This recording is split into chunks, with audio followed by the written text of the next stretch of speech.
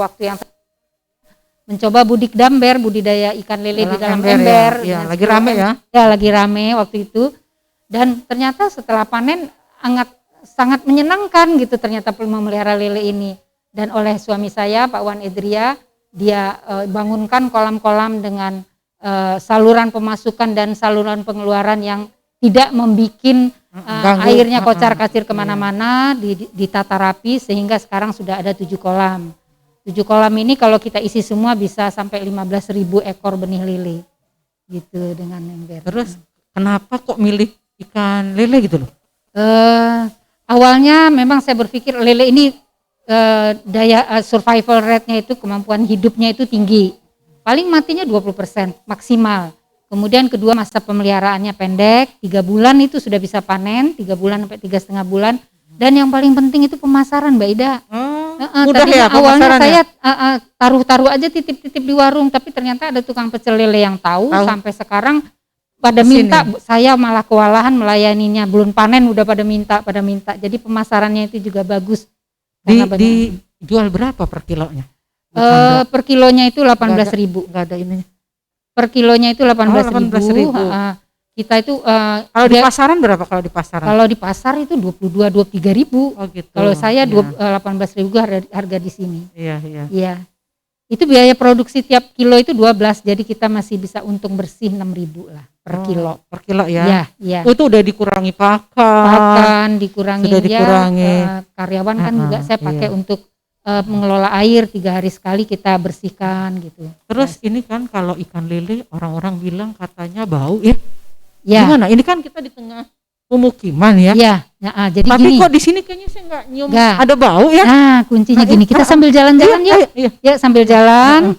Jadi Mbak Ida, kuncinya saya ini, kenapa kok ikan lele itu suka bau? Karena ini airnya itu pertama jarang diganti, kedua saya menggunakan blower. Ini ada blower. Oh, pakai blower. Ya, pakai blower sehingga bisa ada 32 titik sampai ke 7 kolam. Sehingga kalau ada blower kan di sini kan aerasinya jadi lancar, itu mengurangi bau juga. Kemudian kita melakukan pergantian air. Berapa hari sekali? Rata-rata 3 hari sekali. Dan alhamdulillah Gunung Terang ini terkenal dengan airnya cukup dan bersih. Karena di sini dulu ada pemancingan kan bunga-bunga. Jadi ini blower sampai ke sana ada 32 titik aerator yang bisa kita pasang. Blower ini. Jadi ini 1 kolam, 2 kolam. Ini mohon maaf karena kami lagi ngebangun jadi ada ada besi-besi. Nah, ini 3, yang ketiga. Ini semua udah berisikan lele, yang deket blower tadi udah siap panen. Nah, kemudian ini ada 4 jadi banyak kolam. Ya. Ini 4 kolam, 5 6 di situ dan ini di sini ember. Ada juga ya di ember ya? Ya. Ada juga yang di ember. Ada. Nah, ini ember. Oh, ini ember ikan yang baru kita terima dari pembenih. Saya besarkan di sini. Di ember satu ember ini bisa 100 ekor. Saya pelihara sampai 3 minggu. Setelah 3 minggu baru dipindahin ke kolam yang kosong yang sudah dipanen. Jadi ini ada, saya kasih ini. Jadi baunya aerator kurang. Ya? Kasih aerator. Tutup jaring karena mangsanya adalah kucing. Nih, atau mungkin tutupnya ini kita kasih lubang-lubang kalau misalnya nggak ada aerator, kita lubang-lubang sehingga sirkulasi udaranya sempurna. Nah, ini cara pergantian airnya dengan disipon. Kalau dibersihnya pakai selang kita sedot keluar. Kalau yang kolam-kolam cukup buka stop keran. Stop keran bawahnya ya, keran itu ya. Yang ini ya? Ya, nih di sini ada stop kerannya. Jadi memang udah dibikin sama Pak Wan begitu rapi sehingga airnya tidak kocar-kacir. Nih. Ini, keran bawah ya? Stop keran di sini. Ini bagus bener ini ya, kolamnya. Kayaknya modalnya lumayan juga kalau begini Pak. Karena tempatnya di pekarangan jadi kita harus buat indah ya. Jangan sampai tidak indah. Jadi sekaligus juga untuk tempat kita wisata lah. Jadi ini kemudian memanfaatkan ada tower di atas, kita di bawahnya kita kasih kolam. Ini juga yang siap panen. Ini juga. Ini lebih yang kurang masih ada kecil 2. Ya? Ini masih kecil ya. Ini kira-kira seminggu yang lalu nih saya benihnya itu saya dapat dari Pagelaran. memang di ini ya. Dan bagus sekali benihnya, dari kematiannya pagar. kecil. Kalau benihnya berapa harganya? Benihnya per gelas itu 17.000. Satu gelas itu kalau ukuran 68 bisa isi 100 ekor. 100 ekor. 17.000. Nah, ini yang biasanya yang jadi kendala ya, Bu Chandra. Kalau di lele orang-orang itu katanya nggak untung. Katanya jadi harga pakannya itu mahal sehingga nggak nutup. Nah, gimana ini Bu Chandra mensiasatinya? Ya, memang sebetulnya mensiasati ini kita bisa beli isi perut ayam. Isi perut ayam di tempat peternakan ayam. Nah, itu kita ambil, kita cincang-cincang, kita rebus, ditebarin di sini. Iya. Jadi nggak hanya pelet ya, jangan pelet. Karena kalau pelet ya berarti nanti biayanya tinggi ya. Karena kan harga pakannya memang ya cukup tinggi.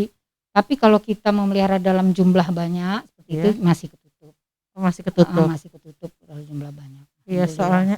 Dan satu lagi yang jadi masalah biasanya banyak kan dia misalkan dari sana. Nandanya di sana. Ditaruh misalkan 100 ya. Ternyata nanti waktu dipanen tinggal 50. Itu katanya pada saling makan. Gimana itu Bu Chandra? Makanya saya kan dalam setiap 2 minggu 3 minggu sekali kan ini dikuras nih airnya. Iya. Disitulah dipilih lagi. Setiap berapa? Yang 3 minggu sekali kan kuras total nih. Tapi saya 4 hari sekali suka ganti air karena sisa-sisa pakan tuh jadi racun kan bagi ikan dan buat airnya juga keruh. Tetapi dalam 3 minggu sekali saya sortir. Sortir yang besar sama yang kecil jangan digabung. Jadi dia saling kanibal memakan. Nah, itu dia gitu. Rupanya ini rahasianya. Iya, jadi enggak dimakan gitu. Jadi kita harus rajin mensortir juga.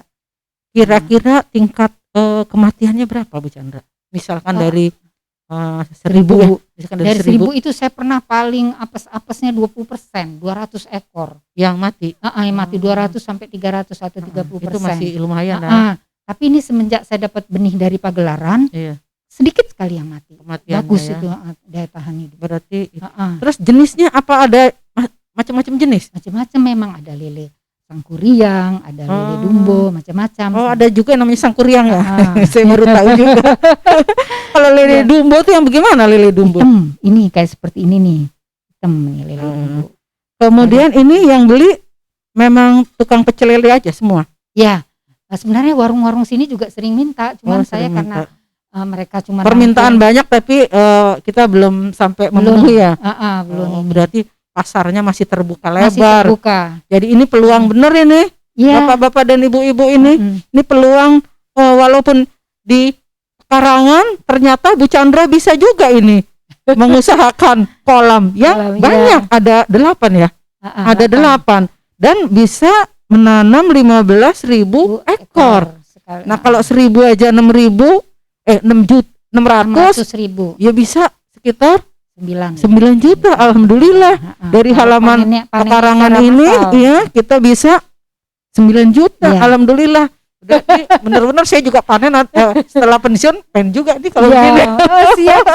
Siap nanti tolong dibantuin. Mungkin. Dan saya berharap ya di Gunung Terang ini ternyata setelah saya tanya sama Pak RT banyak yang punya kolam-kolam lele. Saya ingin kami itu guyup membuat pokdaka dan mengharapkan ada support gitu dari instansi yang terkait atau dari pihak instansi lainnya untuk kelompok-kelompok yang ada di Gunung Terang. Ini bisa menjadi percontohan gitu untuk di tingkat budidaya di tingkat di lahan pekarangan. Saya kira saya berharap seperti itu dan monggo bagi yang berminat untuk memelihara lele di kolam pekarangan, andai perlu informasi dari kami bersedia membantu. Ya, terima kasih nih Bu Chandra nih atas sharingnya. Saya jadi berminat sekali dan teman-teman, ibu-ibu, bapak-bapak, ternyata bisnis ini menguntungkan di tengah pandemi ini. Kita kan tidak boleh keluar, kita harus stay di rumah saja. Nah, inilah salah satu kegiatan kita yang menghasilkan uang juga. Alhamdulillah. Ternyata tidak